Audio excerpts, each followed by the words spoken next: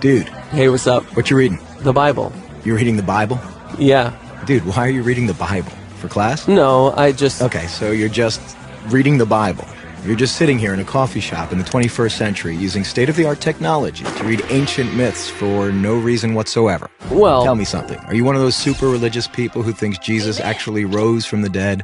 Well, I do believe that. Do you also believe in the Easter Bunny, Santa Claus, unicorns, Bigfoot? Ever been abducted by aliens? And do you buy into all those other ancient myths about dying and rising gods invented by primitive nomadic tribes back in the Bronze Age? No. Okay, so what's the difference between Jesus rising from the dead and all those other fairy tales? Here's the difference.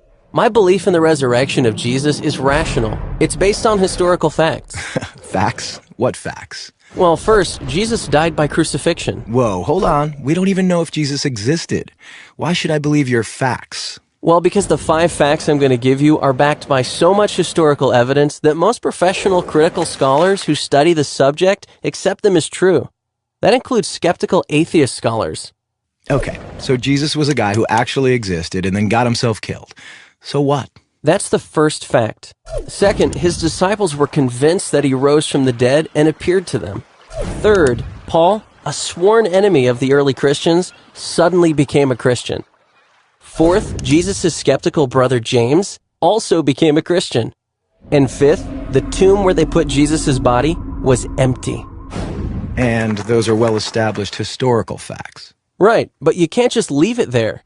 These facts demand an explanation. Otherwise, you've got a big hole in human history. Okay, here's an explanation. They all lied. It was a conspiracy, the most monumental prank ever perpetrated. His followers stole his corpse from the tomb and then started telling everybody he was alive. That's the conspiracy theory. The problem is it doesn't explain the facts. How do a few spineless fishermen, cringing in fear for their lives, subdue a bunch of well-armed, professional Roman guards, roll away a 2-ton stone, steal a body, then hide it from a city swarming with people trying to find it? And why would they do it?